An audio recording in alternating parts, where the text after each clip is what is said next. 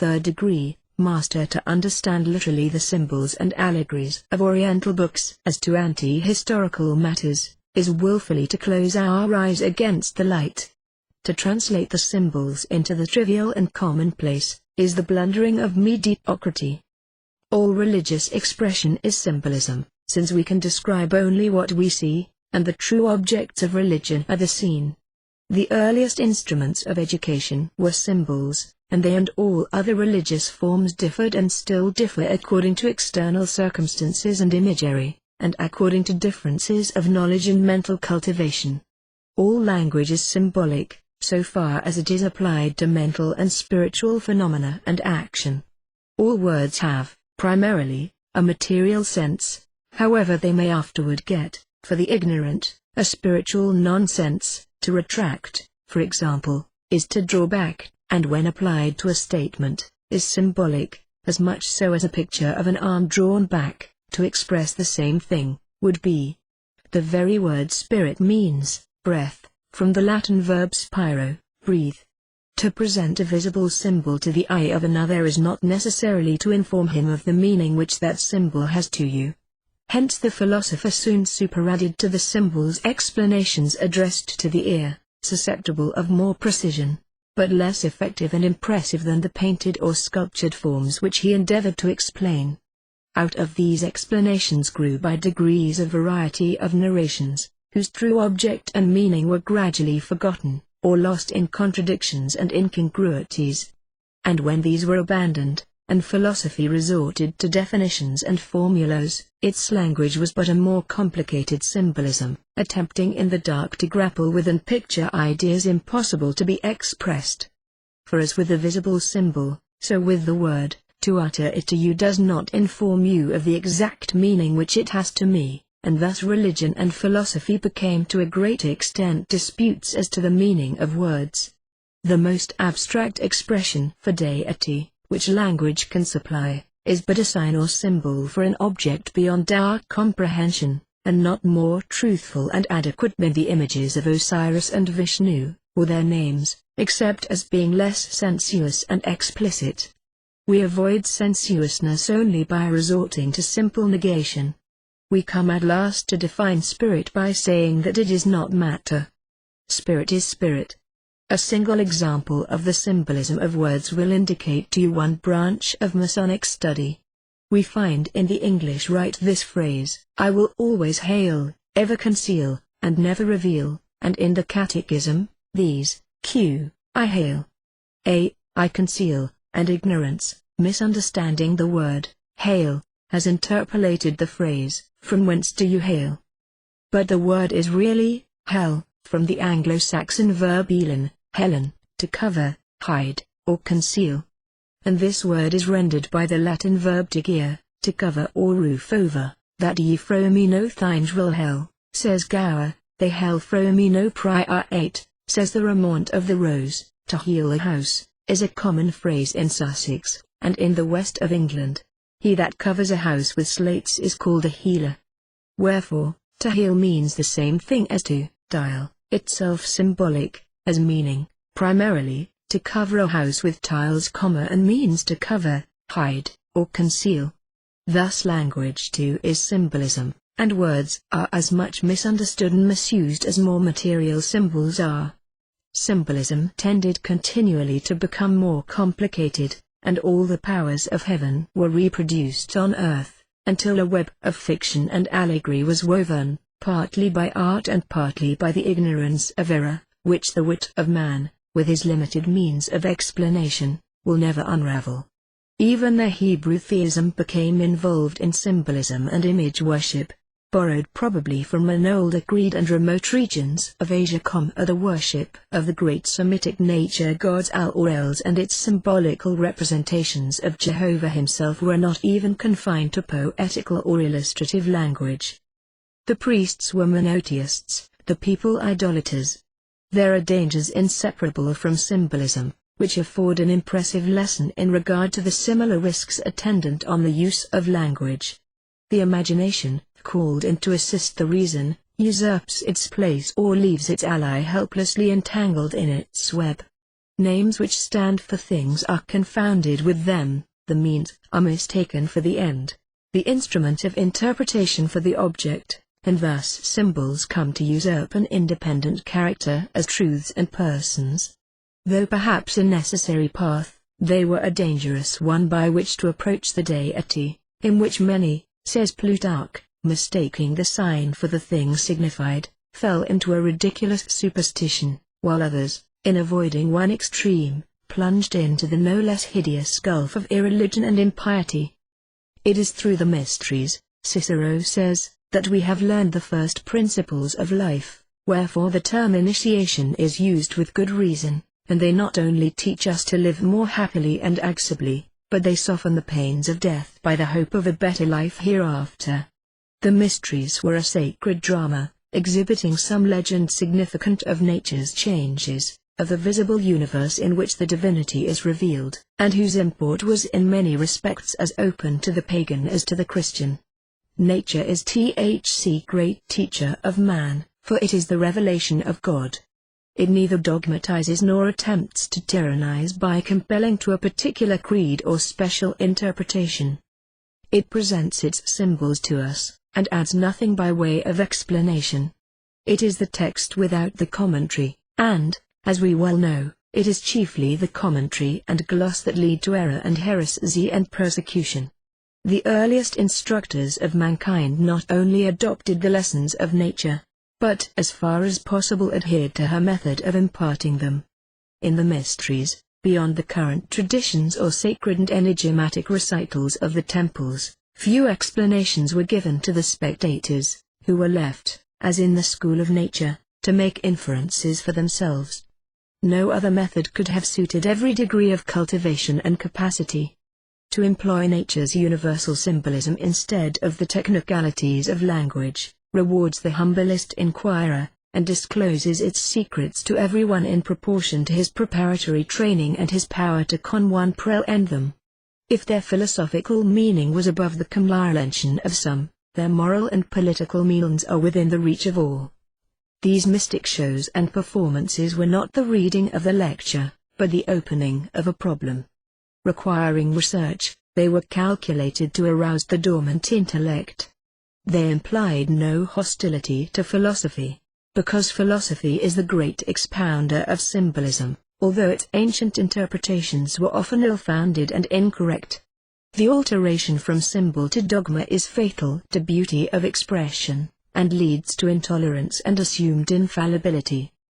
If, in teaching the great doctrine of the divine nature of the soul, and in striving to explain its longings after immortality, and in proving its superiority over the souls of the animals, which have no aspirations heavenward, the ancients struggled in vain to express the nature of the soul, by comparing it to fire and light. It will be well for us to consider whether, with all our boasted knowledge, we have any better or clearer idea of its nature, and whether we have not despairingly taken refuge in having none at all. And if they erred as to its original place of abode, and understood literally the mode and path of its descent, these were but the accessories of the great truth, and probably, to the initiates, mere allegories, designed to make the idea more palpable and impressive to the mind. They are at least no more fit to be smiled at by the self-conceit of a vain ignorance, the wealth of whose knowledge consists solely in words, than the bosom of Abraham, as a home for the spirits of the just dead, the gulf of actual fire, for the eternal torture of spirits, and the city of the New Jerusalem, with its walls of jasper and its edifices of pure gold like clear glass, its foundations of precious stones, and its gates each of a single pearl. I knew a man, says Paul, caught up to the third heaven. That he was caught up into paradise, and heard ineffable words, which it is not possible for a man to utter. And nowhere is the antagonism and conflict between the spirit and body more frequently and forcibly insisted on than in the writings of this apostle, nowhere the divine nature of the soul more strongly asserted. With the mind, he says, I serve the law of God, but with the flesh the law of sin. As many as are led by the Spirit of God, are the sons of God. The earnest expectation of the created waits for the manifestation of the sons of God. The created shall be delivered from the bondage of corruption, of the flesh liable to decay, into the glorious liberty of the children of God. Two forms of government are favorable to the prevalence of falsehood and deceit. Under a despotism, men are false, treacherous, and deceitful through fear, like slaves dreading the lash. Under a democracy they are so as a means of attaining popularity and office, and because of the greed for wealth. Experience will probably prove that these odious and detestable vices will grow most rankly and spread most rapidly in a republic. When office and wealth become the gods of a people, and the most unworthy and unfit most aspire to the former, and fraud becomes the highway to the latter, the land will reek with falsehood and sweat lies and chicane.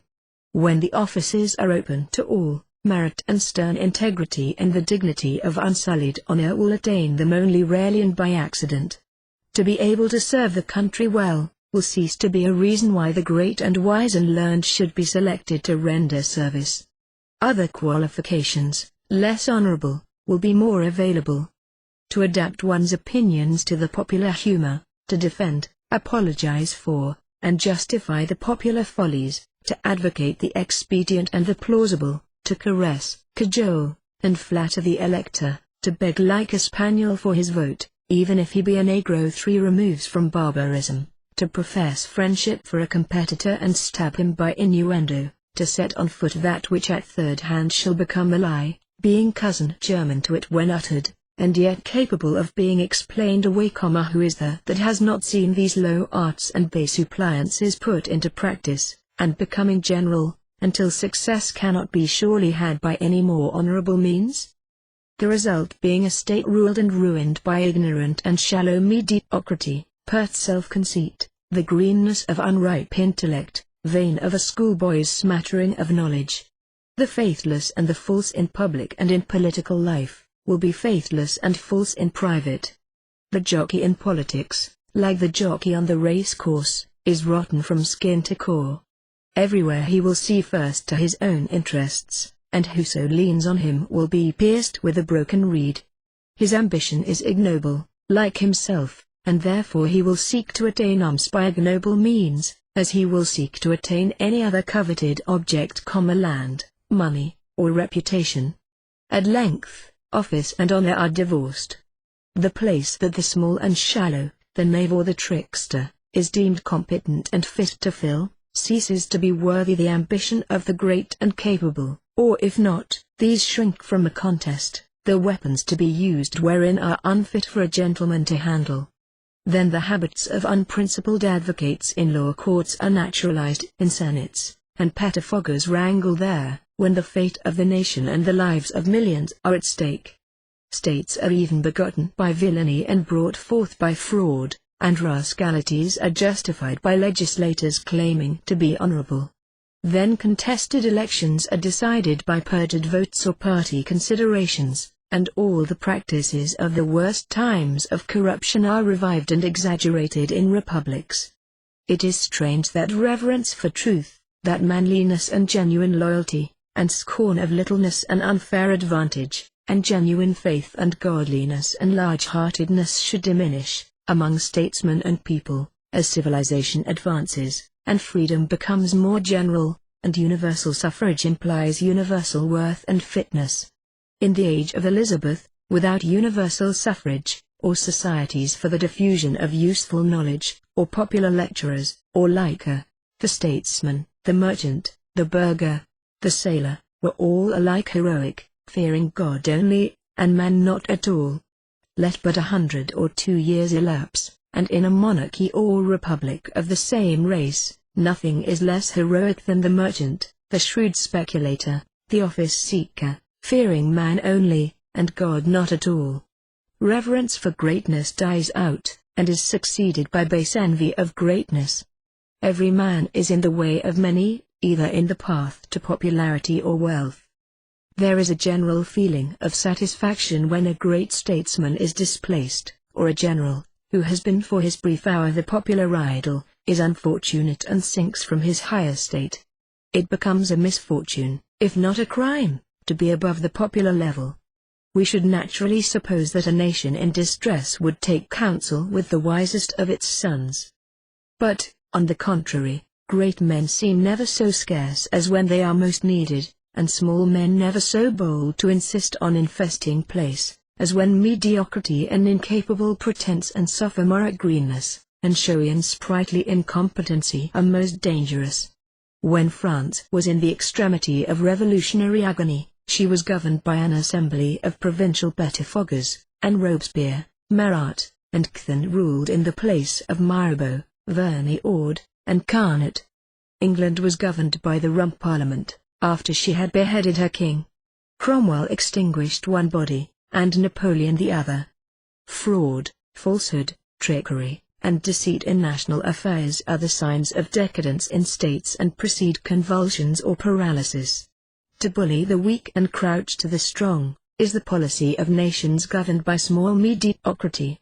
The tricks of the canvass for office are reenacted in senates. The executive becomes the dispenser of patronage, chiefly to the most unworthy, and men are bribed with offices instead of money, to the greater ruin of the commonwealth. The divine in human nature disappears, and interest, gust, and selfishness takes its place.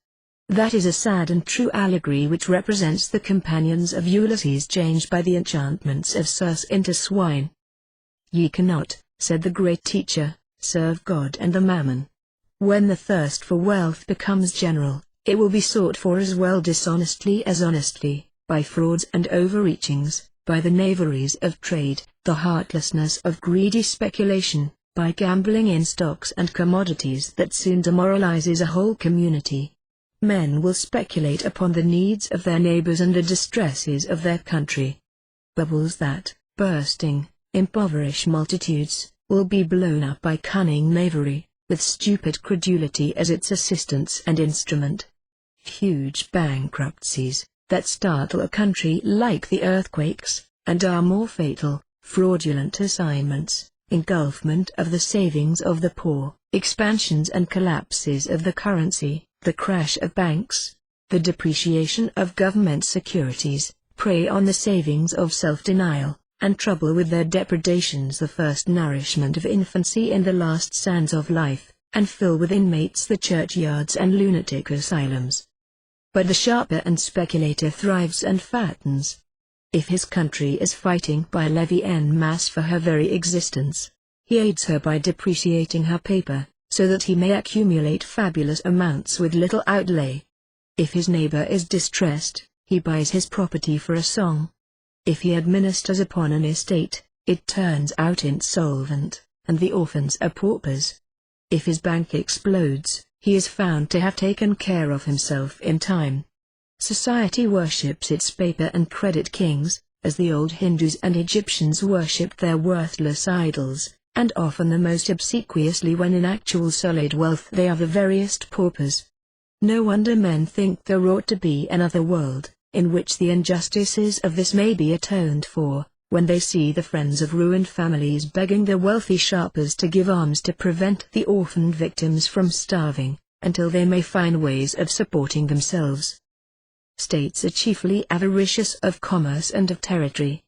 The latter leads to the violation of treaties, encroachments upon feeble neighbors, and rapacity toward their wards whose lands are coveted. Republics are, in this, as rapacious and unprincipled as despots, never learning from history that inordinate expansion by rapine and fraud has its inevitable consequences in dismemberment or subjugation. When a republic begins to plunder its neighbors, the words of doom are already written on its walls. There is a judgment already pronounced of God upon whatever is unrighteous in the conduct of national affairs.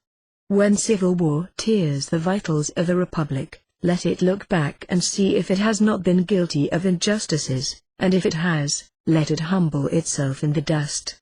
When a nation becomes possessed with a spirit of commercial greed, beyond those just and fair limits set by a due regard to a moderate and reasonable degree of general and individual prosperity, it is a nation possessed by the devil of commercial avarice, a passion as ignoble and demoralizing as avarice in the individual, and as this sordid passion is baser and more unscrupulous than ambition, so it is more hateful, and at last makes the infected nation to be regarded as the enemy of the human race. To grasp at the lion's share of commerce has always at last proven the ruin of states, because it invariably leads to injustices that make a state detestable, to a selfishness and crooked policy that forbid other nations to be the friends of a state that cares only for itself. Commercial avarice in India was the parent of more atrocities and greater rapacity, and cost more human lives than the nobler ambition for extended empire of consular Rome. The nation that grasps at the commerce of the world cannot but become selfish, calculating, dead to the noblest impulses and sympathies which ought to actuate states. It will submit to insults that wound its honor, rather than endanger its commercial interests by war, while, to subserve those interests, it will wage unjust war, on false or frivolous pretexts, its free people cheerfully allying themselves with despots to crush a commercial rival that has dared to exile its kings and elect its own ruler.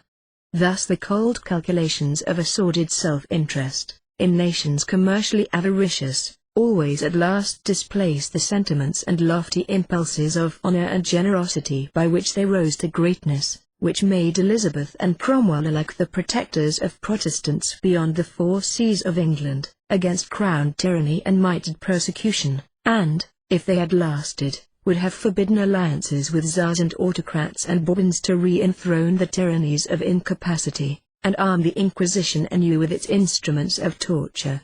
The soul of the avaricious nation petrifies, like the soul of the individual who makes gold his god. The despot will occasionally act upon noble and generous impulses, and help the weak against the strong, the right against the wrong. But commercial avarice is essentially egotistic, grasping, faithless, overreaching, crafty, cold, ungenerous, selfish, and calculating, controlled by considerations of self-interest alone. Heartless and merciless, it has no sentiments of pity, sympathy, or honor, to make it pause in its remorseless career, and it crushes down all that is of impediment in its way, as its skeels of commerce crush under them the murmuring and unheeded waves. A war for a great principle ennobles a nation. A war for commercial supremacy, upon some shallow pretext, is despicable, and more than aught else demonstrates to what immeasurable depths of baseness men and nations can descend. Commercial greed values the lives of men no more than it values the lives of ants. The slave trade is as acceptable to a people enthralled by that greed, as the trade in ivory or spices, if the profits are as large. It will by and by endeavor to compound with God and quiet its own conscience, by compelling those to whom it sold the slaves it bought or stole, to set them free, and slaughtering them by hecatombs if they refuse to obey the edicts of its philanthropy. Justice in no wise consists in meting out to another that exact measure of reward or punishment which we think and decree his merit, or what we call his crime, which is more often merely his error, deserves. The justice of the Father is not incompatible with forgiveness by him of the errors and offenses of his child. The infinite justice of God does not consist in meting out exact measures of punishment for human frailties and sins.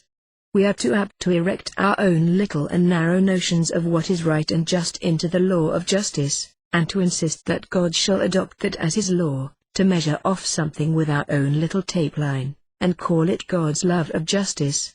Continually we seek to ennoble our own ignoble love of revenge and retaliation by misnaming it justice. Nor does justice consist in strictly governing our conduct toward other men by the rigid rules of legal right.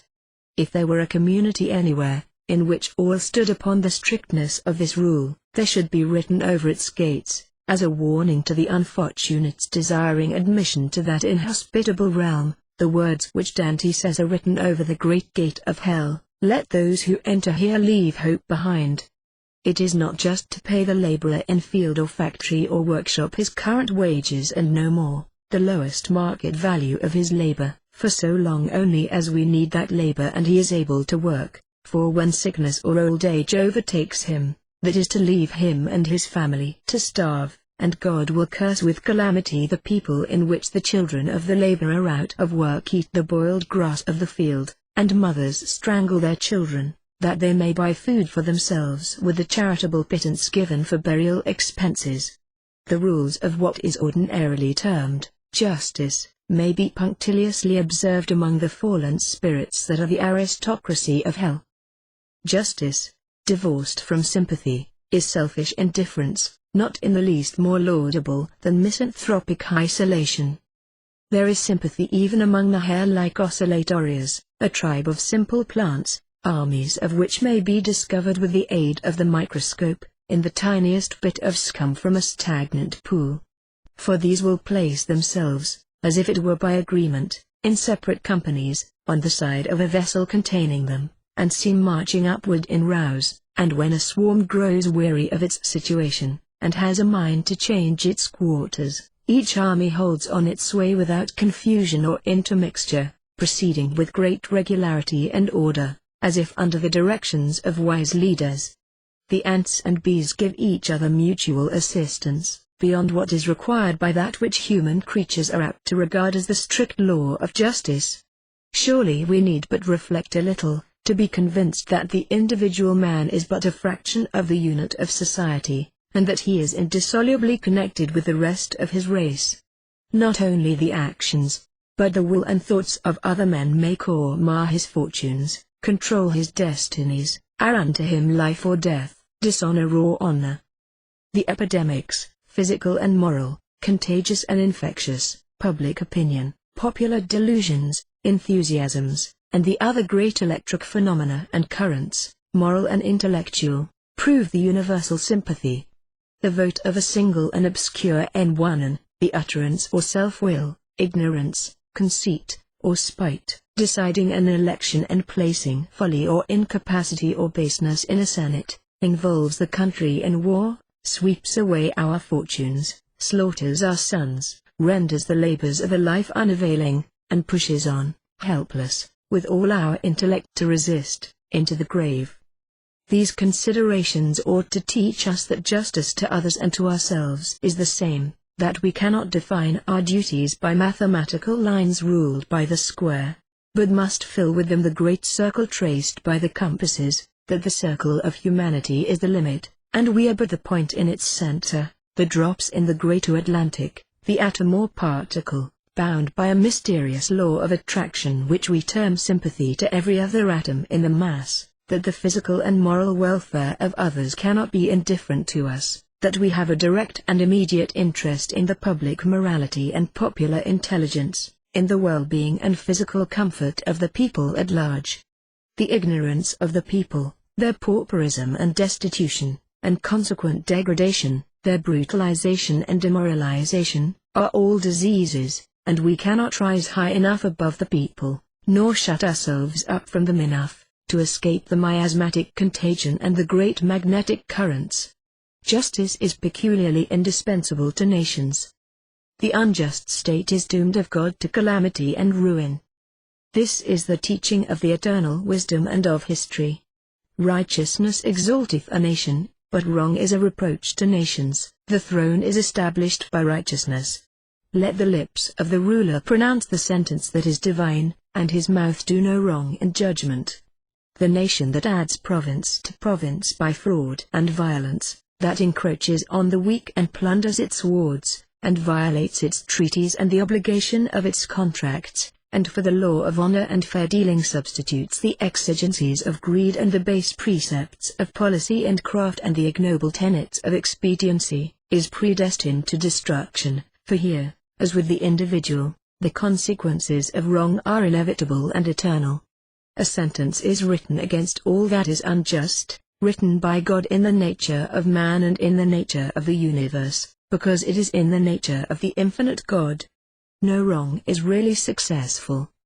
The gain of injustice is a loss, its pleasure, suffering. Iniquity often seems to prosper, but its success is its defeat and shame. If its consequences pass by the doer, they fall upon and crush his children. It is a philosophical, physical, and moral truth, in the form of a threat, that God visits the iniquity of the fathers upon the children, to the third and fourth generation of those who violate his laws. After a long while, The day of reckoning always comes, to nation as to individual, and always the knave deceives himself, and proves a failure. Hypocrisy is the homage that vice and wrong pay to virtue and justice. It is Satan attempting to clothe himself in the angelic vesture of light. It is equally detestable in morals, politics, and religion, in the man and in the nation. To do injustice under the pretense of equity and fairness, to reprove vice in public and commit it in private, to pretend to charitable opinion and censoriously condemn, to profess the principles of Masonic beneficence, and close the ear to the wail of distress and the cry of suffering, to eulogize the intelligence of the people, and plot to deceive and betray them by means of their ignorance and simplicity, to prate of purity, and peculate, of honor, and basely abandon a sinking cause, of disinterestedness, and sell one's vote for place and power, are hypocrisies as common as they are infamous and disgraceful. To steal the livery of the court of God to serve the devil withal, to pretend to believe in a God of mercy and a Redeemer of love, and persecute those of a different faith, to devour widows' houses, and for a pretense make long prayers, to preach continence, and wallow in lust, to inculcate humility, and in pride surpass Lucifer, to pay tithe, and omit the weightier matters of the law, judgment, mercy and faith, to strain at a gnat, and swallow a camel, to make clean the outside of the cup and platter, keeping them full within of extortion and excess, to appear outwardly righteous unto men, but within be full of hypocrisy and iniquity, is indeed to be like unto whited sepulchres, which appear beautiful outward, but are within full of bones of the dead and of all uncleanness. The Republic cloaks its ambition with the pretense of a desire and duty to extend the area of freedom, and claims it as its manifest destiny, to annex other republics or the states or provinces of others to itself, by open violence, or under obsolete, empty, and fraudulent titles. The empire founded by a successful soldier, claims its ancient or natural boundaries, and makes necessity and its safety a plea for open robbery. The great merchant nation, gaining foothold in the Orient, finds a continual necessity for extending its dominion by arms, and subjugates India. The great royalties and despotisms, without a plea, partition among themselves a kingdom, dismember Poland, and prepare to wrangle over the dominions of the Crescent. To maintain the balance of power is a plea for the obliteration of states. Carthage, Genoa, and Venice, commercial cities only, must acquire territory by force or fraud, and become states. Alexander marches to the Indus, Tamerlane seeks universal empire. The Saracens conquer Spain and threaten Vienna. The thirst for power is never satisfied. It is insatiable. Neither men or nations ever have power enough. When Rome was the mistress of the world, the emperors caused themselves to be worshipped as gods. The Church of Rome claimed despotism over the soul, and over the whole life from the cradle to the grave. It gave and sold absolutions for past and future sins. It claimed to be infallible in matters of faith. It decimated Europe to purge it of heretics. It decimated America to convert the Mexicans and Peruvians. It gave and took away thrones, and by excommunication and interdict closed the gates of paradise against nations. Spain, haughty with its dominion over the Indies, endeavored to crush out Protestantism in the Netherlands, while Philip II married the Queen of England, and the pair sought to win that kingdom back to its allegiance to the papal throne. Afterwards Spain attempted to conquer it with her invincible armada. Napoleon set his relatives and captains on thrones, and parceled among them half of Europe. The Tsar rules over an empire more gigantic than Rome. The history of all is or will be the same: acquisition, dismemberment, ruin. There is a judgment of God against all that is unjust. To seek to subjugate the will of others and take the soul captive, because it is the exercise of the highest power, seems to be the highest object of human ambition. It is at the bottom of all proselyting and propagandism, from that of Mesmer to that of the Church of Rome and the French Republic. That was the apostolate alike of Joshua and of Muhammad. Masonry alone preaches toleration. the right of man to abide by his own faith, the right of all states to govern themselves. It rebukes alike the monarch who seeks to extend his dominions by conquest, the church that claims the right to repress heresy by fire and steel, and the confederation of states that insist on maintaining a union by force and restoring brotherhood by slaughter and subjugation. It is natural, when we are wronged, to desire revenge, and to persuade ourselves that we desire it less for our own satisfaction than to prevent a repetition of the wrong, to which the doer would be encouraged by immunity coupled with the profit of the wrong. To submit to be cheated is to encourage the cheater to continue, and we are quite apt to regard ourselves as God's chosen instruments to inflict his vengeance, and for him and in his stead to discourage wrong by making it fruitless and its punishment sure. Revenge has been said to be a kind of wild justice, but it is always taken in anger, and therefore is unworthy of a great soul, which ought not to suffer its equanimity to be disturbed by ingratitude or villainy. The injuries done us by the base are as much unworthy of our angry notice as those done us by the insects and the beasts, and when we crush the adder, or slay the wolf or hyena, we should do it without being moved to anger, and with no more feeling of revenge than we have in rooting up a noxious weed. And if it be not in human nature not to take revenge by way of punishment, let the Mason truly consider that in doing so he is God's agent, and so let his revenge be measured by justice and tempered by mercy.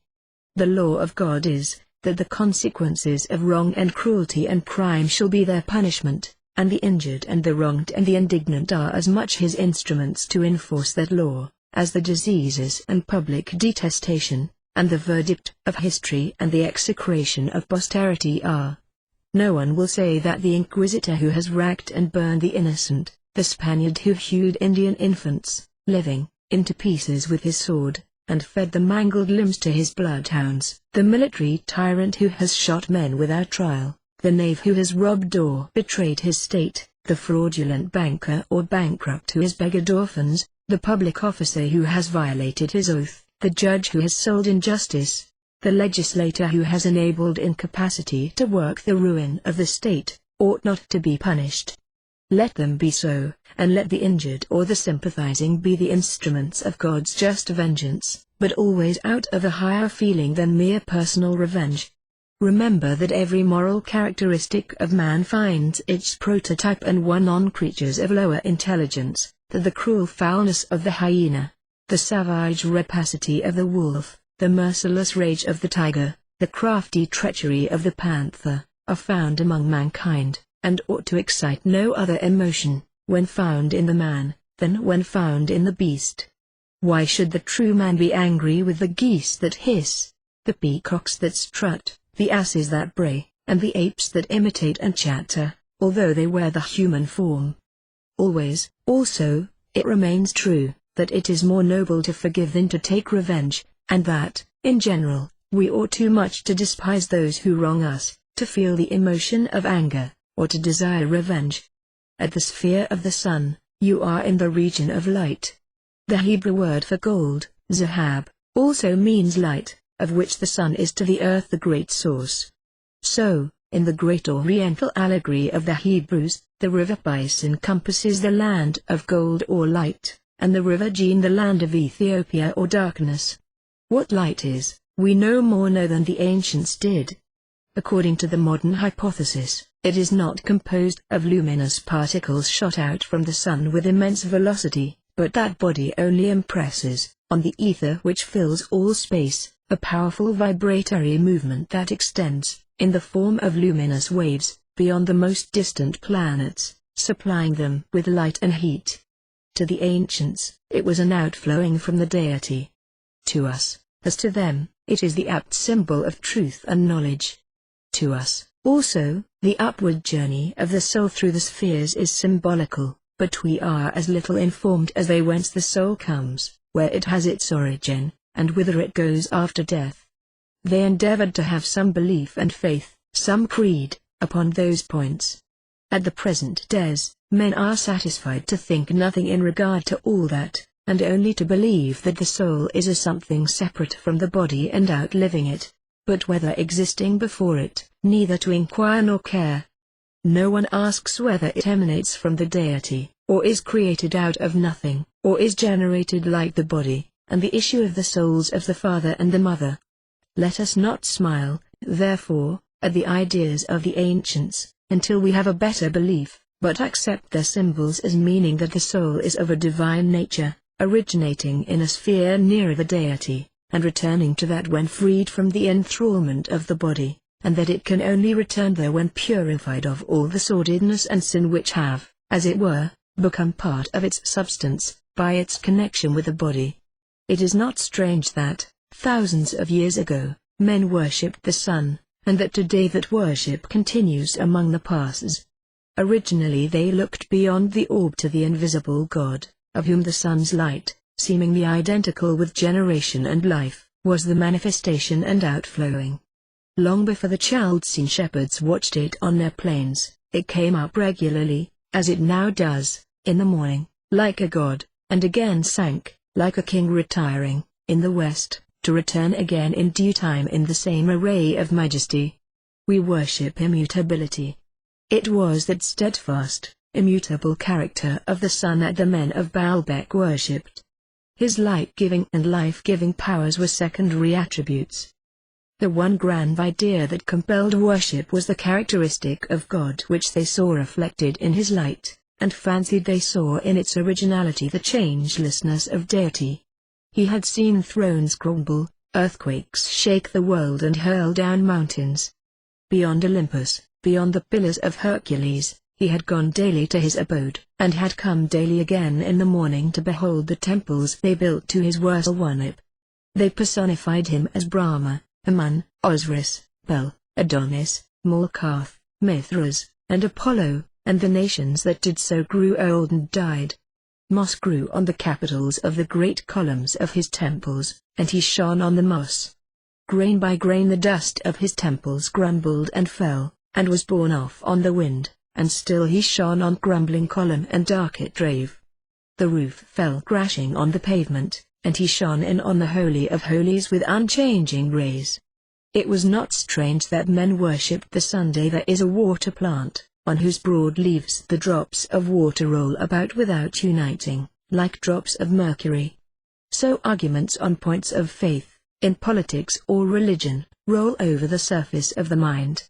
An argument that convinces one mind has no effect on another. Few intellects, or souls that are the negations of intellect, have any logical power or capacity.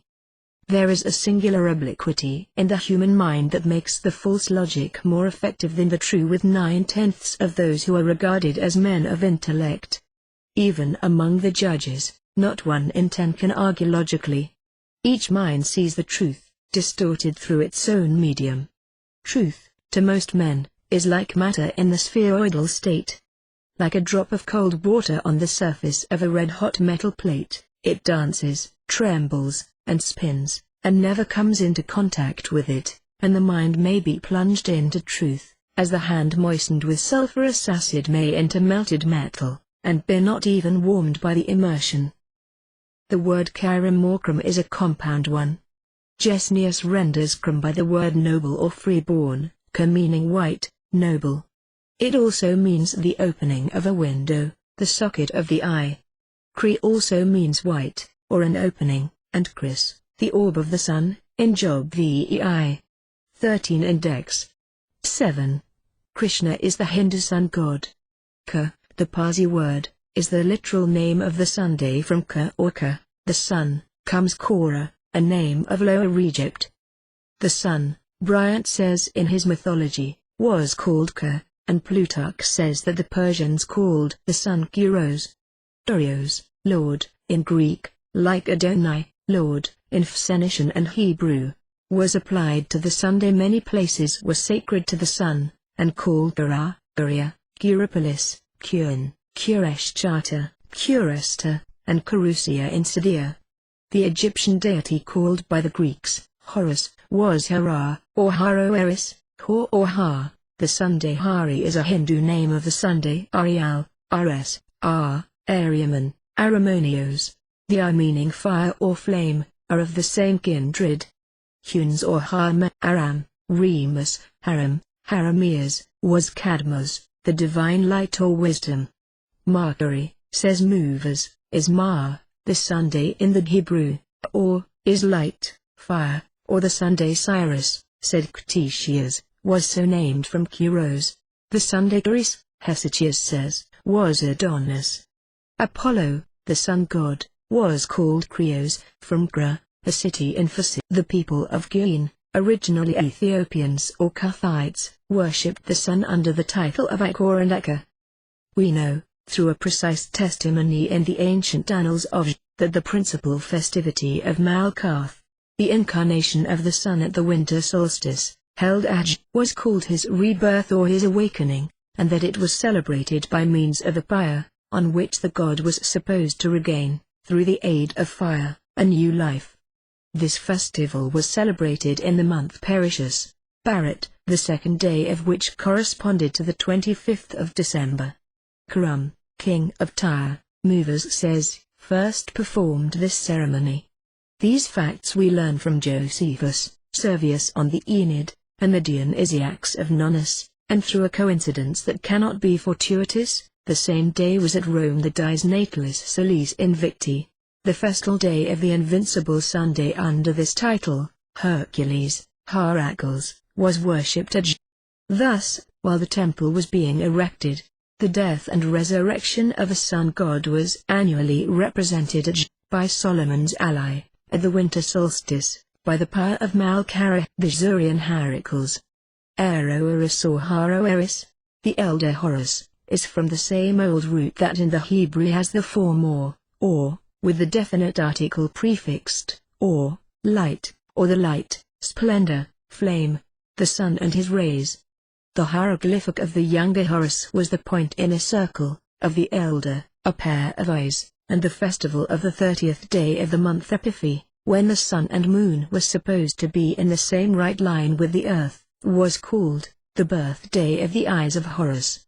In a papyrus published by Champollion, this god is styled Haroeri, lord of the solar spirits, the beneficent eye of the Sunday. Plutarch calls him Harpocrates, but there is no trace of the latter part of the name in the hieroglyphic legends.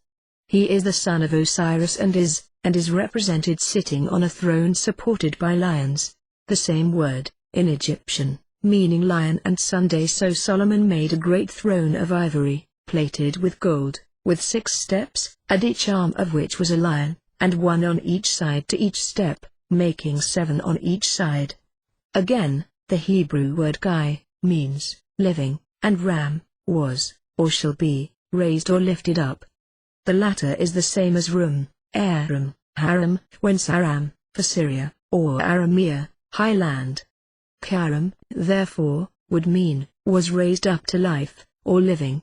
So, in Arabic, hrm, an unused root, meant, was high, made great, exalted, and Herm means an ox, the symbol of the sun in Taurus, at the vernal equinox.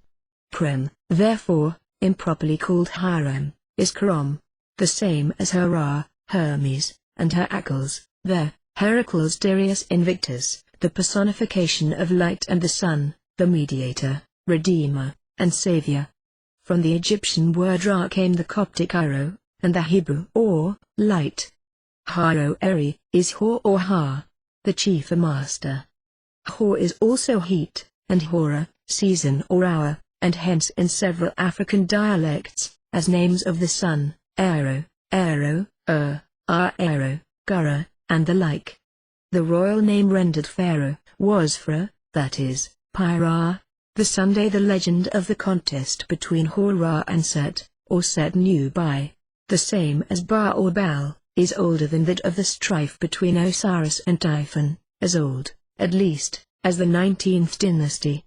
It is called in the Book of the Dead, the day of the battle between Horus and Set. The later myth connects Set's self with Phoenicia and Syria. The body of Osiris went ashore at Jebel or Byblos, 60 miles above. You will not fail to notice that in the name of each murderer of Gram, that of the evil god Baal is found.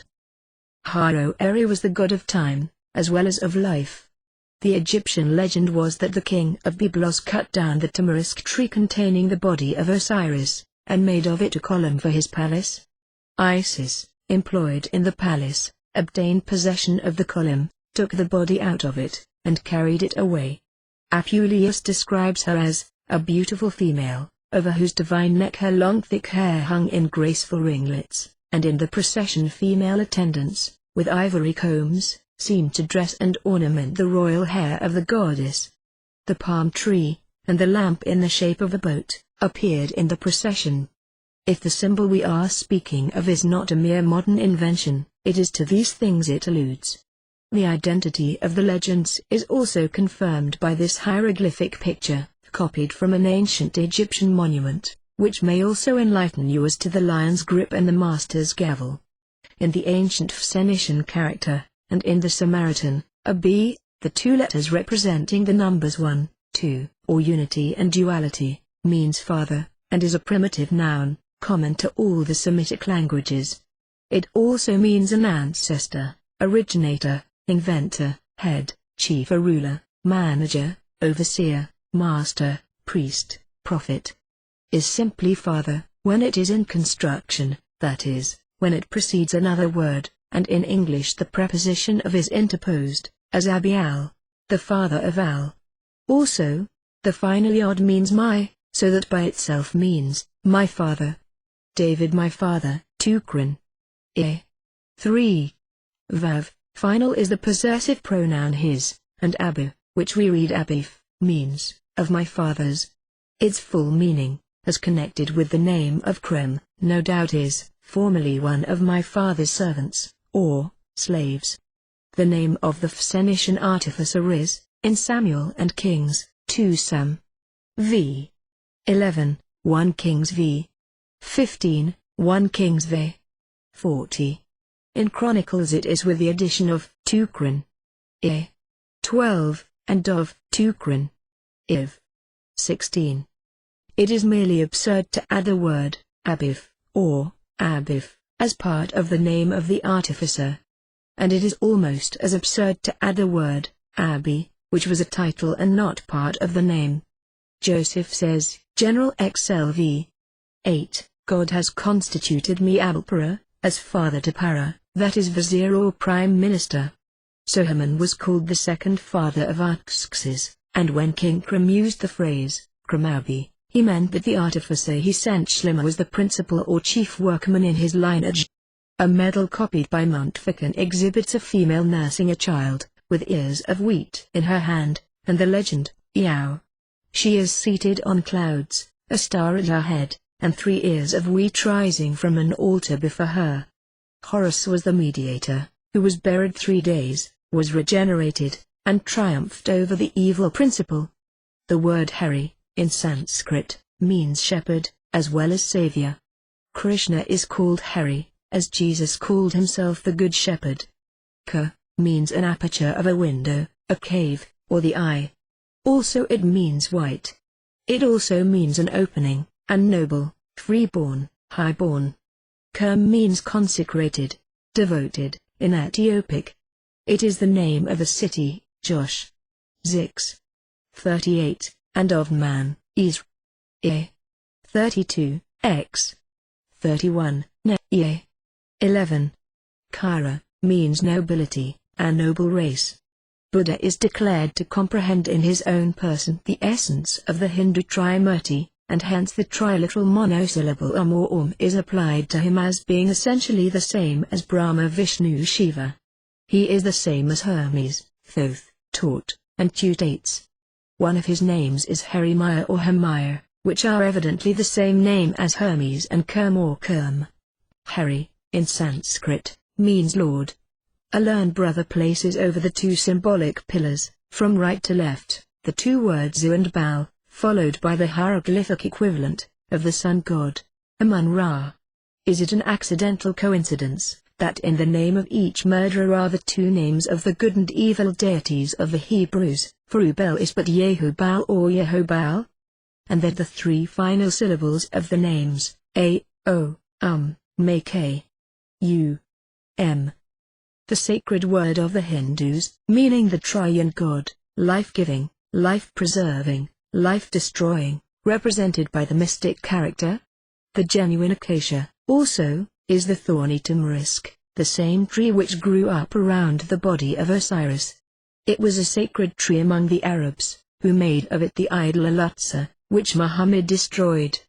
It is abundant as a bush in the desert of Thur, and of it the crown of thorns was composed, which was set on the forehead of Jesus of Nazareth. It is a fit type of immortality on account of its tenacity of life, for it has been known, when planted as a doorpost, to take root again and shoot out budding boughs over the threshold. Every commonwealth must have its periods of trial and transition, especially if it engages in war. It is certain at some time to be wholly governed by agitators appealing to all the baser elements of the popular nature, by moneyed corporations, by those enriched by the depreciation of government securities or paper, by small attorneys, schemers, money jobbers, speculators and adventurers, an ignoble oligarchy, enriched by the distresses of the state, and fattened on the miseries of the people.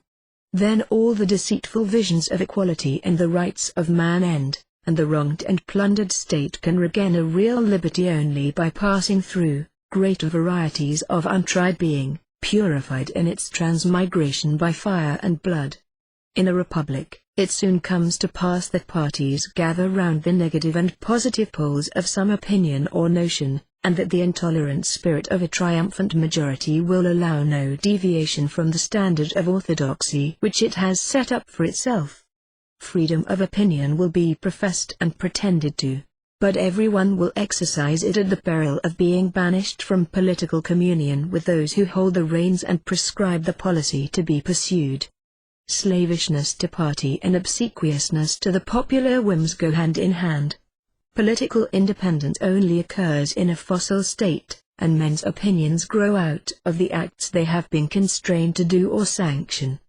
Flattery, either of individual or people, corrupts both the receiver and the giver, and adulation is not of more service to the people than to kings.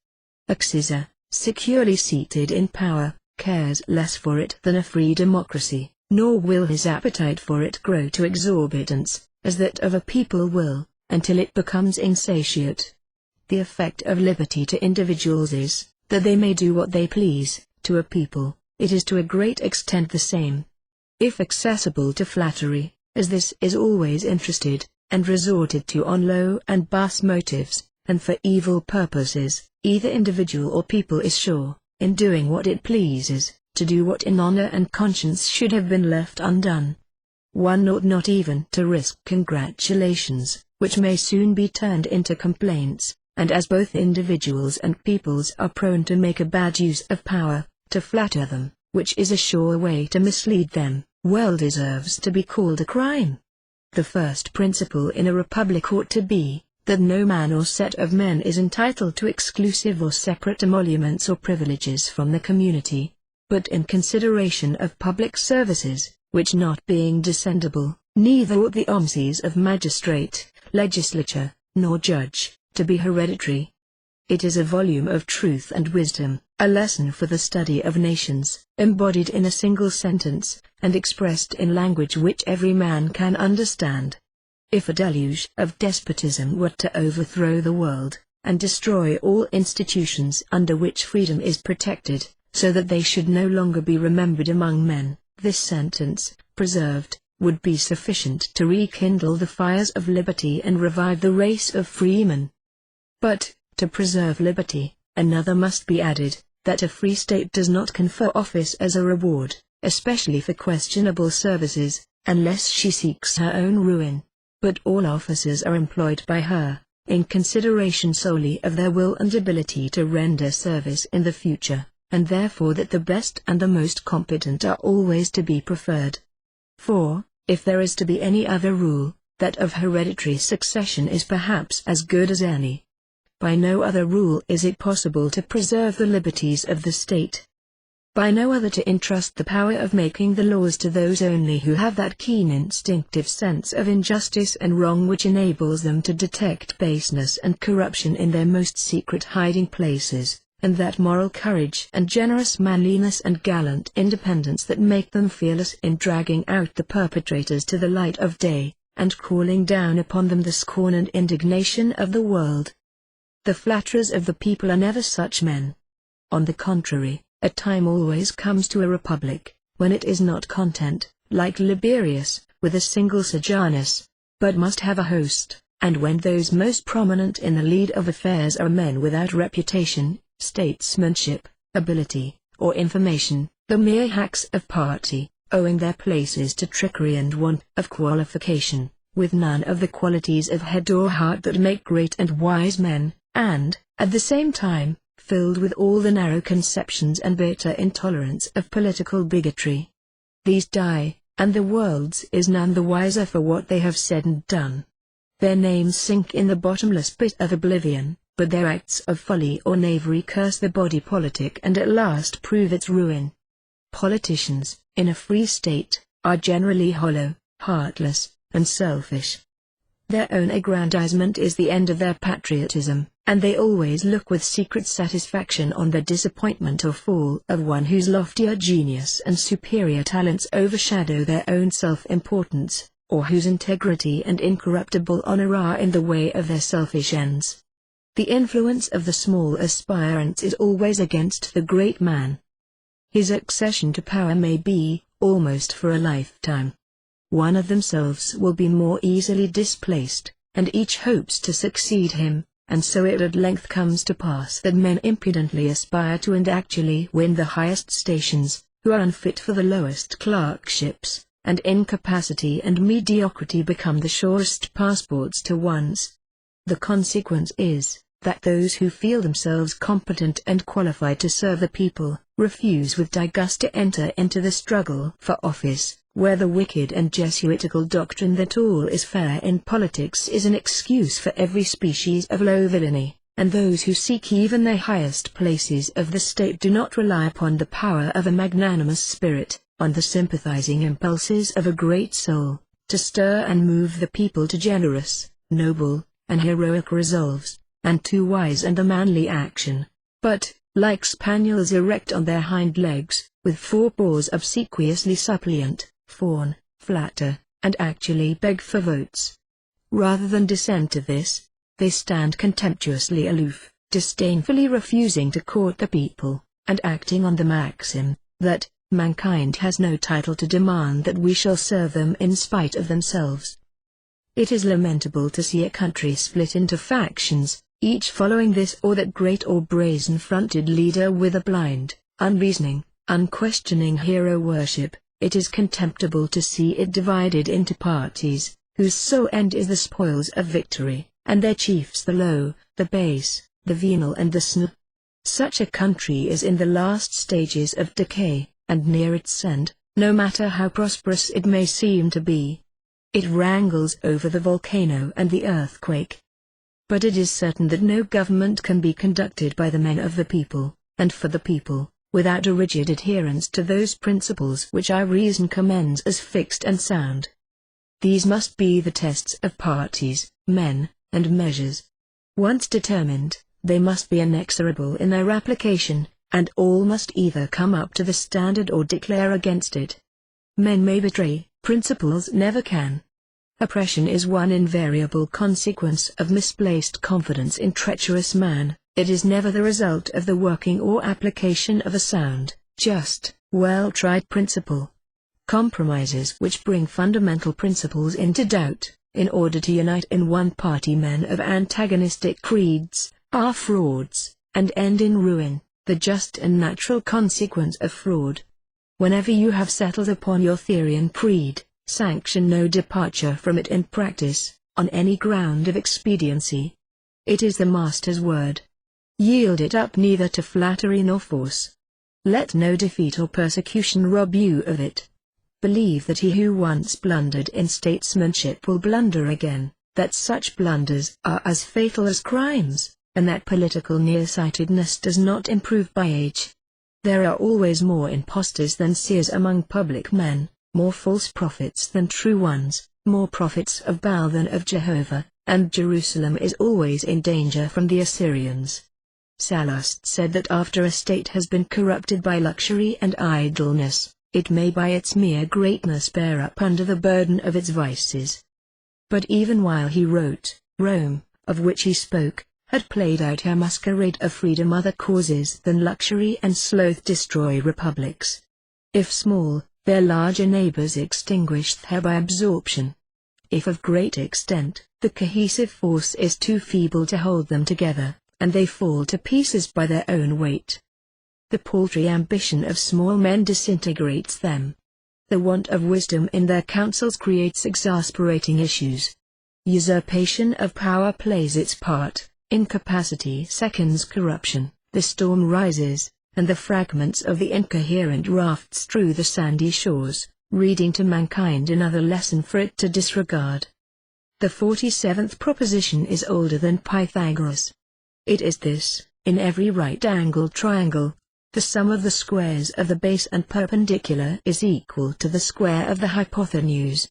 The square of a number is the product of that number, multiplied by itself. Thus, 4 is the square of 2, and 9 of 3. The first 10 numbers are 1, 2, 3, 4, 5, 6, 7, 8, 9, 10. Their squares are 1, 4, 9, 16, 25, 36, 49, 64, 81, 100, and 3, 5, 7, 9, 11, 13, 15, 17, 19 are the differences between each square and that which precedes it, giving us the sacred numbers 3, 5, 7, and 9 of these numbers. The square of 3 and 4, added together, gives the square of 5, and those of 6 and 8, the square of 10, and if a right-angled triangle be formed, the base measuring 3 or 6 parts, and the perpendicular 4 or 8 parts, the hypotenuse will be 5 or 10 parts, and if a square is erected on each side, these squares being subdivided into squares each side of which is 1 part in length, there will be as many of these in the square erected on the hypotenuse as in the other 2 squares together. Now the Egyptians arranged their deities in triads: the father or the spirit or active principle or generative power, the mother, or matter, or the passive principle, or the conceptive power, and the son, issue or product. The universe, proceeding from the 2 principles. These were Osiris, Isis, and Horus. In the same way, Plato gives us thought the father, primitive matter the mother, and cosmos the world, the son, the universe animated by a soul. Triads of the same kind are found in the Kabbalah. Plutarch says, in his book De Isideta Siride, but the better and diviner nature consists of 3, that which exists within the intellect only, and matter, and that which proceeds from these, which the Greeks call cosmos, of which 3, Plato is wont to call the intelligible, the idea, exemplar, and father, matter, the mother, the nurse, and the place and receptacle of generation, and the issue of these 2, the offspring and genesis, apostrophe the cosmos, a word signifying equally beauty and order, or the universe itself. You will not fail to notice that beauty is symbolized by the junior warden in the south. Plutarch continues to say that the Egyptians compared the universal nature to what they called the most beautiful and perfect triangle, as Plato does, in that nuptial diagram, as it is termed, which he has introduced into his Commonwealth.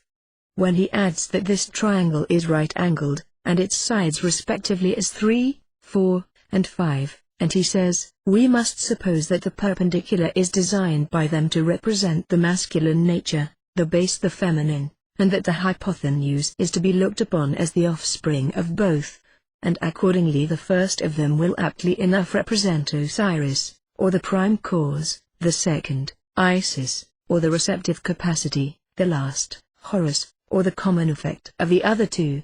For 3 is the first number which is composed of even and odd, and 4 is a square whose side is equal to the even number 2, but 5, being generated, as it were, out of the preceding numbers 2 and 3, may be said to have an equal relation to both of them, as to its common parents. The clasped hands is another symbol which was used by Pythagoras. It represented the number 10.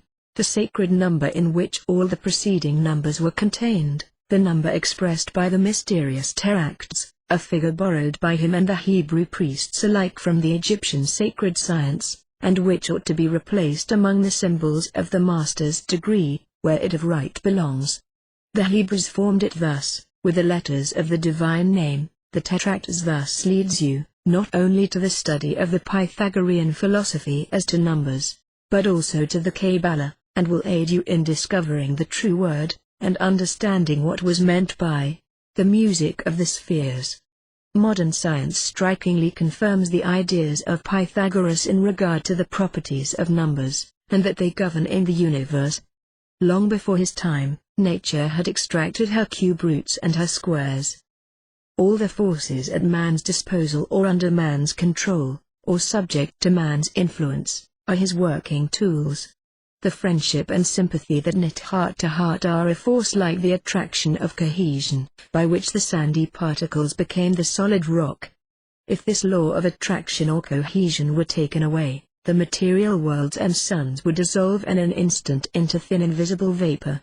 If the ties of friendship, affection, and love were annulled, mankind would become a raging multitude of wild and savage beasts of prey.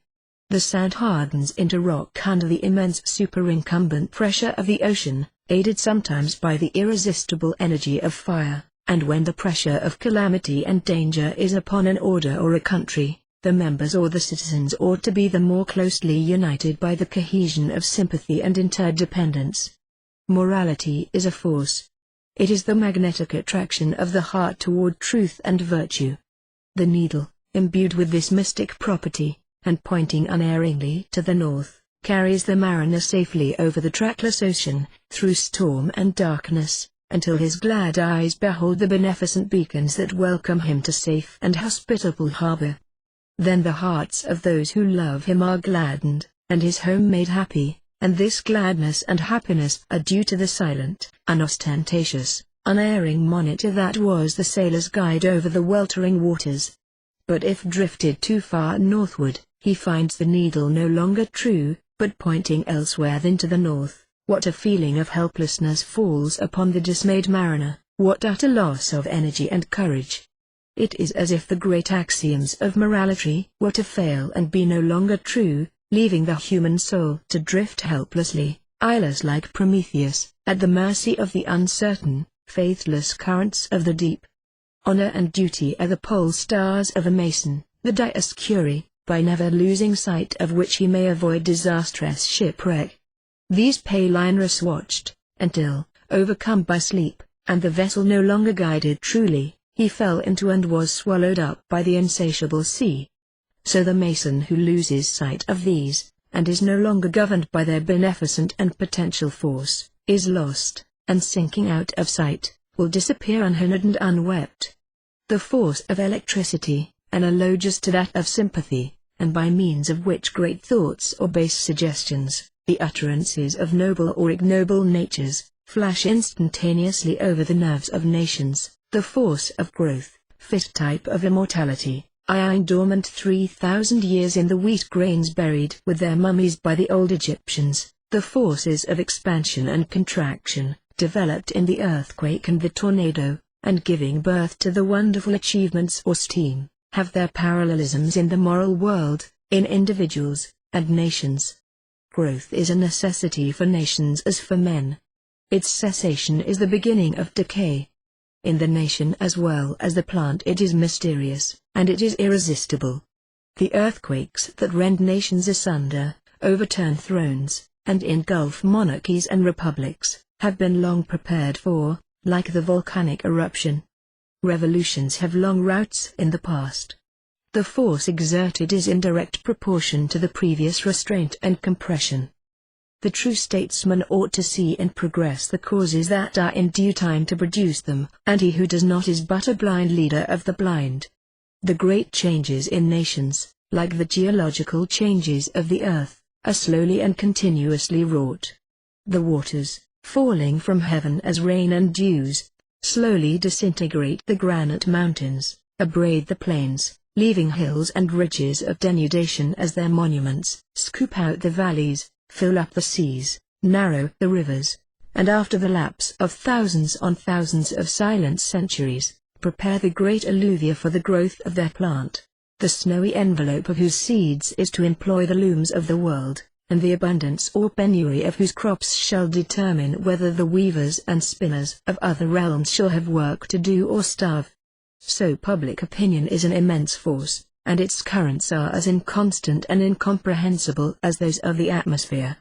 Nevertheless, in free governments, it is omnipotent, and the business of the statesman is to find the means to shape, control, and direct it.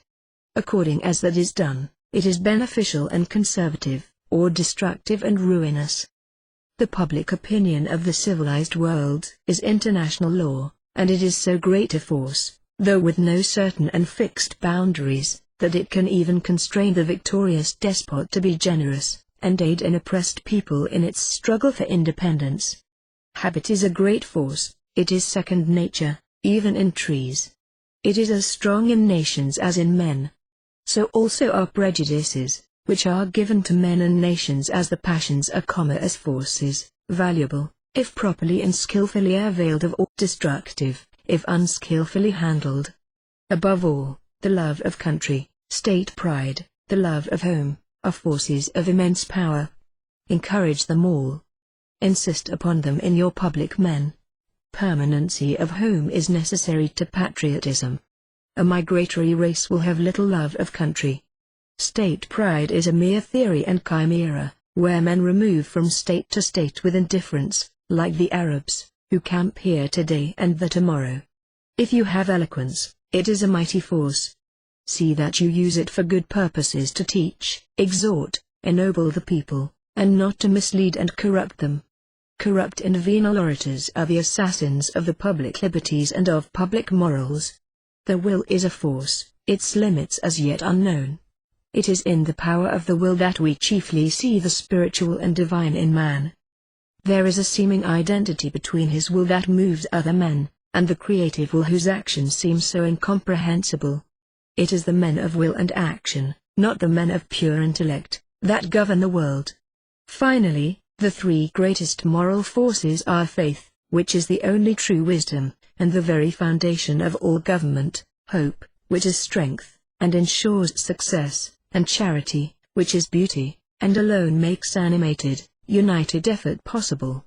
These forces are within the reach of all men, and an association of men, actuated by them, ought to exercise an immense power in the world. If Masonry does not, it is because she has ceased to possess them. Wisdom in the man or statesman, in king or priest, largely consists in the due appreciation of these forces, and upon the general non-appreciation of some of them the fate of nations often depends. What hecatombs of lives often hang upon the not weighing or not sufficiently weighing the force of an idea, such as, for example, the reverence for a flag, or the blind attachment to a form or constitution of government. What errors in political economy and statesmanship are committed in consequence of the overestimation or underestimation of particular values, or the non-estimation of some among them. Everything, it is asserted, is the product of human labor, but the gold or the diamond which one accidentally finds without labor is not so. What is the value of the labor bestowed by the husbandman upon his crops, compared with the value of the sunshine and rain, without which his labor avails nothing? Commerce carried on by the labor of man, adds to the value of the products of the field, the mine, or the workshop, by their transportation to different markets. But how much of this increase is due to the rivers down which these products float, to the winds that urge the keels of commerce over the ocean? Who can estimate the value of morality and manliness in a state, of moral worth and intellectual knowledge? These are the sunshine and rain of the state. The winds, with their changeable, fickle, fluctuating currents, are apt emblems of the fickle humors of the populace, its passions, its heroic impulses, its enthusiasms. Woe to the statesman who does not estimate these as values. Even music and song are sometimes found to have an incalculable value.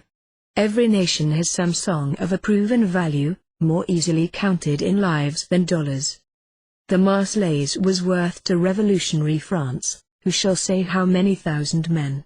Peace also is a great element of prosperity and wealth, a value not to be calculated. Social intercourse and association of men in beneficent orders have a value not to be estimated in coin. The illustrious examples of the past of a nation, the memories and immortal thoughts of her great and wise thinkers, statesmen, and heroes, are the invaluable legacy of that past to the present and future. And all these have not only the values of the loftier and more excellent and priceless kind, but also in actual money value, since it is only when cooperating with or aided or enabled by these, that human labor creates wealth. They are of the chief elements of material wealth, as they are of national manliness, heroism, glory, prosperity, and immortal renown. Providence has appointed the three great disciplines of war, the monarchy and the priesthood, all that the camp, the palace, and the temple may symbolize, to train the multitudes forward to intelligent and premeditated combinations for all the great purposes of society. The result will at length be free governments among men, when virtue and intelligence become qualities of the multitudes, but for ignorance such governments are impossible. Man advances only by degrees. The removal of one pressing calamity gives courage to attempt the removal of the remaining evils, rendering men more sensitive to them, or perhaps sensitive for the first time. Serfs that writhe under the whip are not disquieted about bare political rights. Manumitted from personal slavery, they become sensitive to political oppression. Liberated from arbitrary power, and governed by the law alone, they begin to scrutinize the law itself, and desire to be governed, not only by law, but by what they deem the best law. And when the civil or temporal despotism has been set aside, and the municipal law has been molded on the principles of an enlightened jurisprudence, they may wait to the discovery that they are living under some priestly or ecclesiastical despotism, and become desirous of working a reformation there also. It is quite true that the advance of humanity is slow, and that it often pauses and retrogrades. In the kingdoms of the earth we do not see despotisms retiring and yielding the ground to self-governing communities. We do not see the churches and priesthoods of Christendom relinquishing their old task of governing men by imaginary terrors. Nowhere do we see a populace that could be safely manumitted from such a government. We do not see the great religious teachers aiming to discover truth for themselves and for others, but still ruling the world, and contented and compelled to rule the world, by whatever dogma is already accredited, themselves as much bound down by this necessity to govern, as the populace by their need of government. Poverty in all its most hideous forms still exists in the great cities, and the cancer of pauperism has its roots in the hearts of kingdoms. Men that take no measure of their wants and their own power to supply them, but live and multiply like the beasts of the field, Providence having apparently ceased to care for them. Intelligence never visits these, or it makes its appearance as some new development of villainy. War has not ceased, still there are battles and sieges. Homes are still unhappy, and tears and anger or spite make hells where there should be heavens. So much the more necessity for masonry. So much wider the field of its labors. So much the more need for it to begin to be true to itself, to revive from its asphyxia, to repent of its apostasy to its true creed. Undoubtedly, labor and death and the sexual passion are essential and permanent conditions of human existence, and render perfection and a millennium on earth impossible. Always, it is the decree of fate. The vast majority of men must toil to live, and cannot find time to cultivate the intelligence. Man, knowing he is to die, will not sacrifice the present enjoyment for a greater one in the future. The love of woman cannot die out, and it has a terrible and uncontrollable fate, increased by the refinements of civilization. Woman is the veritable Serenor goddess of the young. But society can be improved, and free government is possible for states, and freedom of thought and conscience is no longer wholly utopian. Already we see that emperors prefer to be elected by universal suffrage, that states are conveyed to empires by vote, and that empires are administered with something of the spirit of a republic, being little else than democracies with a single head, ruling through one man, one representative, instead of an assembly of representatives. And if priesthoods still govern, they now come before the laity to prove, by stress of argument, that they ought to govern. They are obliged to evoke the very reason which they are bent on supplanting. Accordingly, men become daily more free, because the freedom of the man lies in his reason. He can reflect upon his own future conduct, and summon up its consequences. He can take wide views of human life, and lay down rules for constant guidance. Thus he is relieved of the tyranny of sense and passion, and enabled at any time to live according to the whole light of the knowledge that is within him, instead of being driven, like a dry leaf on the wings of the wind, by every present impulse. Herein lies the freedom of the man as regarded in connection with the necessity imposed by the omnipotence and foreknowledge of God. So much light, so much liberty. When emperor and church appeal to reason, there is naturally universal suffrage. Therefore no one need lose courage, nor believe that labor in the cause of progress will be labor wasted. There is no waste in nature, either of matter, force, act, or thought. A thought is as much the end of life as an action, and a single thought sometimes works greater results than a revolution, even revolutions themselves. Still there should not be divorce between thought and action. The true thought is that in which life culminates. But all wise and true thought produces action. It is generative, like the light, and light and the deep shadow of the passing cloud are the gifts of the prophets of the race. Knowledge, laboriously acquired, and inducing habits of sound thought, the reflective character, must necessarily be rare. The multitude of laborers cannot acquire it. Most men attain to a very low standard of it. It is incompatible with the ordinary and indispensable avocations of life. A whole world of error as well as of labor go to make one reflective man.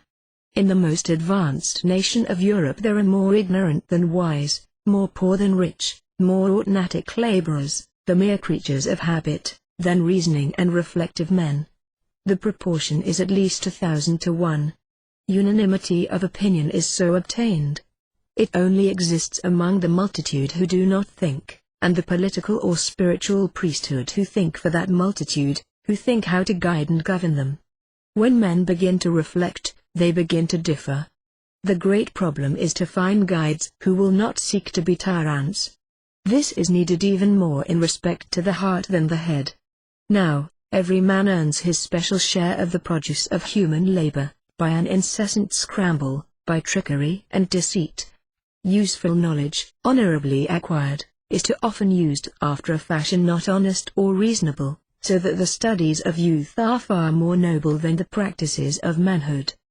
The labor of the farmer in his fields, the generous returns of the earth, the benignant and favoring skies, tend to make him earnest, provident, and grateful. The education of the marketplace makes him querulous, crafty, envious, and an intolerable niggard.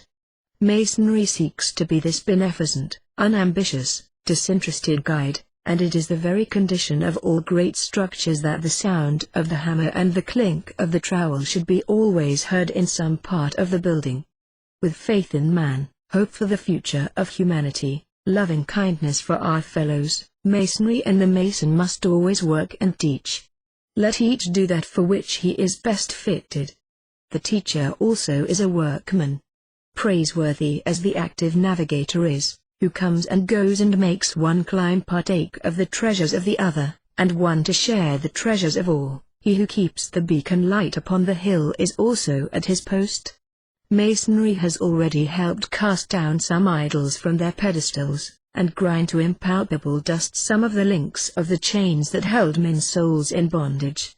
That there has been progress needs no other demonstration than that you may now reason with men, and urge upon them, without danger of the rack or stake, that no doctrines can be apprehended as truths if they contradict each other, or contradict other truths given us by God. Long before the Reformation, a monk, who had found his way to heresy without the help of Martin Luther, not venturing to breathe aloud into any living ear his anti-papal and treasonable doctrines, wrote them on parchment, and sealing up the perilous record, hid it in the massive walls of his monastery. There was no friend or brother to whom he could entrust his secret or pour forth his soul. It was some consolation to imagine that in a future age someone might find the parchment, and the seed be found not to have been sown in vain. What if the truth should have to lie dormant as long before germinating as the wheat in the Egyptian mummy? Speak it, nevertheless, again and again, and let it take its chance. The rose of Jericho grows in the sandy deserts of Arabia and on the Syrian housetops. Scarcely 6 inches high, it loses its leaves after the flowering season, and dries up into the form of a ball. Then it is uprooted by the winds, and carried, blown, or tossed across the desert, into the sea. There, feeling the contact of the water, it unfolds itself, expands its branches, and expels its seeds from their seed vessels. These, when saturated with water, are carried by the tide and laid on the seashore. Many are lost, as many individual lives of men are useless. But many are thrown back again from the seashore into the desert, where, by the virtue of the sea water that they have imbibed, the roots and leaves sprout and they grow into fruitful plants, which will, in their turns, like their ancestors, be whirled into the sea. God will not be less careful to provide for the germination of the truths you may boldly utter forth. Cast, he has said, thy bread upon the waters, and after many days it shall return to thee again. Initiation does not change, we find it again, and always the same, through all the ages. The last disciples of Paschalis Martinez are still the children of Orpheus, but they adore the realizer of the antique philosophy, the incarnate word of the Christians. Pythagoras, the great divulger of the philosophy of numbers, visited all the sanctuaries of the world. He went into Judah, where he procured himself to be circumcised, that he might be admitted to the secrets of the Kabbalah, which the prophets Ezekiel and Daniel, not without some reservations, communicated to him.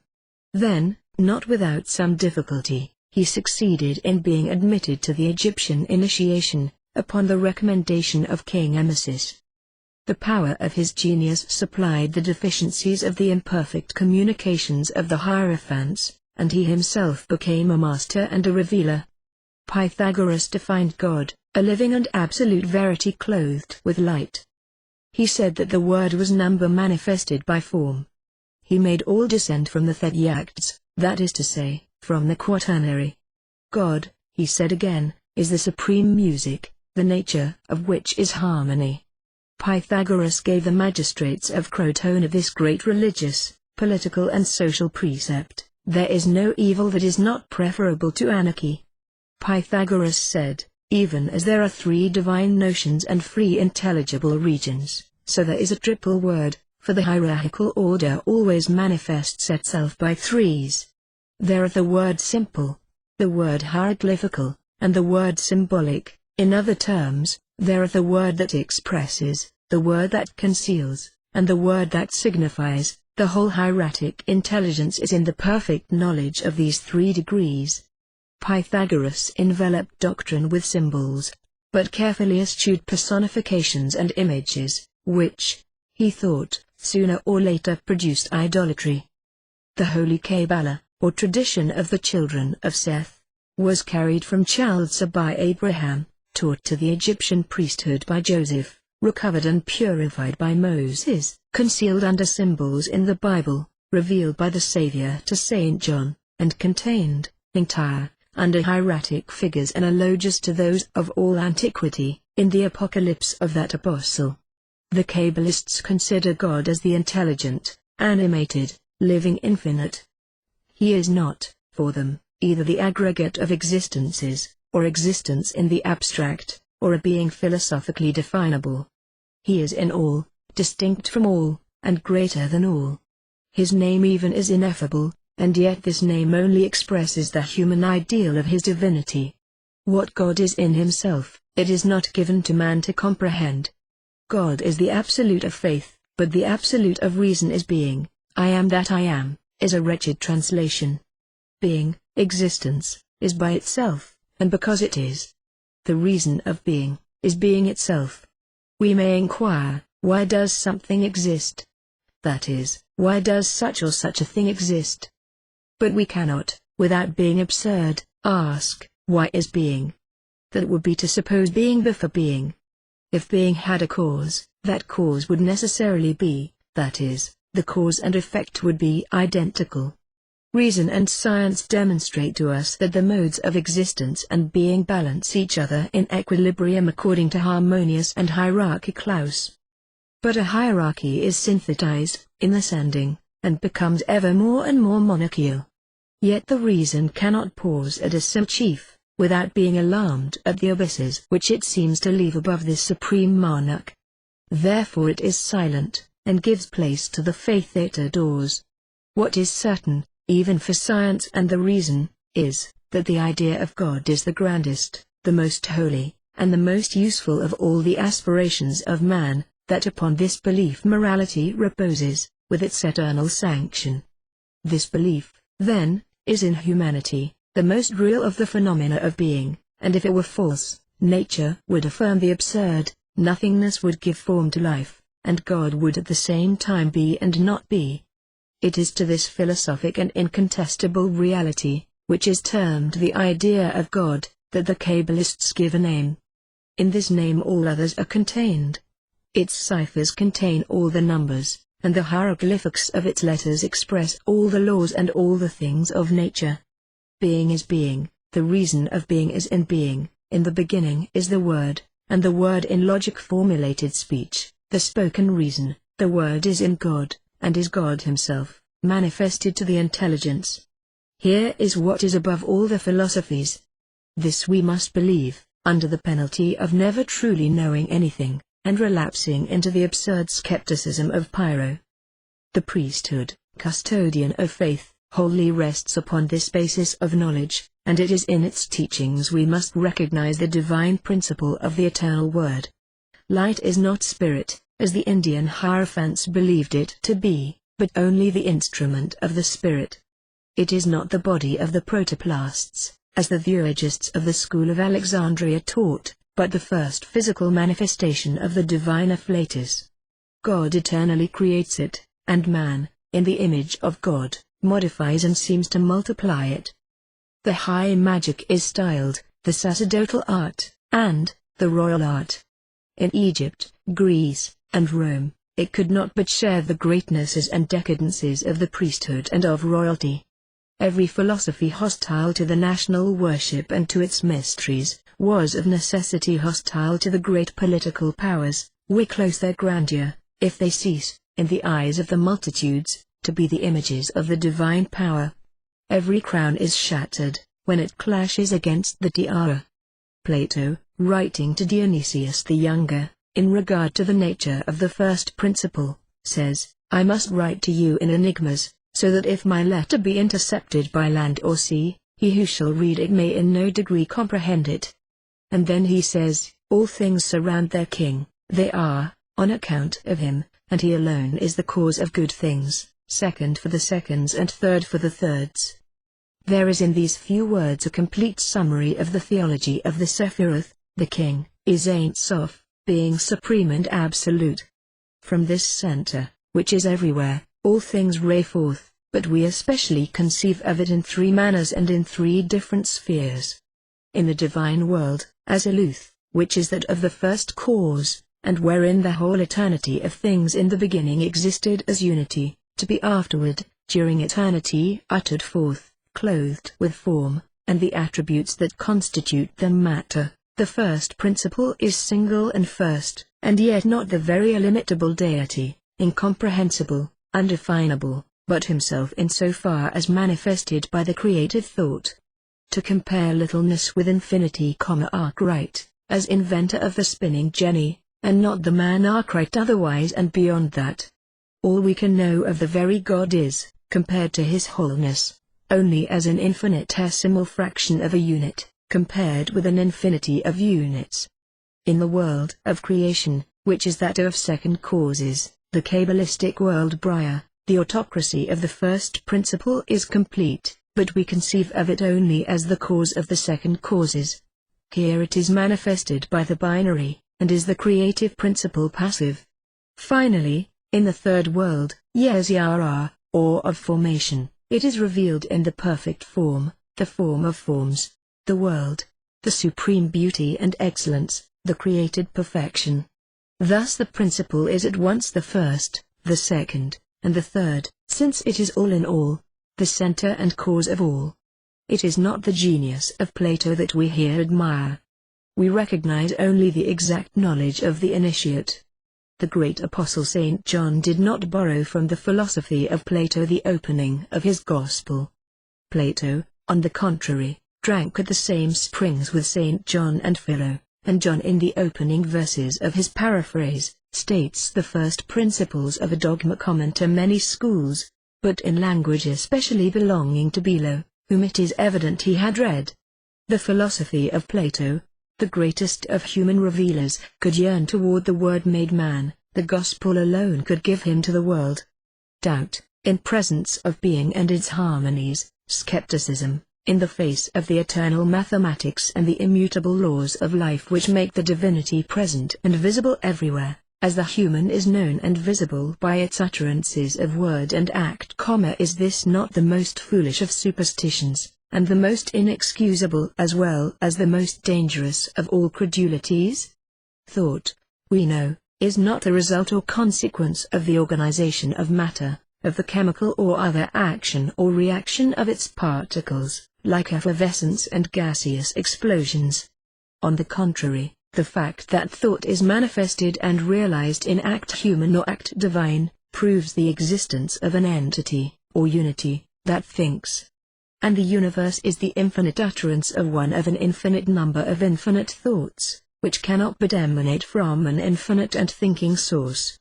The cause is always equal, at least, to the effect, and matter cannot think, nor could it cause itself, or exist without cause, nor could nothing produce either forces or things, for in void nothingness no forces can inhere. Admit a self-existent force, and its intelligence, or an intelligent cause of it is admitted, and at once God is. The Hebrew allegory of the fall of man, which is but a special variation of a universal legend, symbolizes one of the grandest and most universal allegories of science. Moral evil is falsehood in actions, as falsehood is crime in words. Injustice is the essence of falsehood, and every false word is an injustice. Injustice is the death of the moral being, as falsehood is the poison of the intelligence. The perception of the light is the dawn of the eternal life, in being. The word of God, which creates the light, seems to be uttered by every intelligence that can take cognizance of forms and will look, let the light be. The light, in fact, exists, in its condition of splendor, for those eyes alone that gaze at it, and the soul, amorous of the spectacle of the beauties of the universe, and applying its attention to that luminous writing of the infinite book, which is called the visible, seems to utter, as God did on the dawn of the first day, that sublime and creative word, be light. It is not beyond the tomb, but in life itself, that we are to seek for the mysteries of death. Salvation or reprobation begins here below, and the terrestrial world too has its heaven and its hell. Always, even here below, virtue is rewarded, always, even here below, vice is punished, and that which makes us sometimes believe in the impunity of evildoers is that riches, those instruments of good and of evil, seem sometimes to be given them at hazard. But woe to unjust men, when they possess the key of gold. It opens, for them, only the gate of the tomb and of hell. All the true initiates have recognized the usefulness of toil and sorrow. Sorrow, says a German poet, is the dog of that unknown shepherd who guides the flock of men. To learn to suffer, to learn to die, is the discipline of eternity, the immortal novitiate. The allegorical picture of Cebes, in which the Divine Comedy of Dante was sketched in Plato's time, the description whereof has been preserved for us, and which many painters of the Middle Age have reproduced by this description, is a monument at once philosophical and magical. It is a most complete moral synthesis, and at the same time the most audacious demonstration ever given of the grand arcanum, of that secret whose revelation would overturn earth and heaven. Let no one expect us to give them its explanation. He who passes behind the veil that hides this mystery, understands that it is in its very nature inexplicable, and that it is death to those who win it by surprise, as well as to him who reveals it. This secret is the royalty of the sages, the crown of the initiate whom we see redescend victorious from the summit of trials.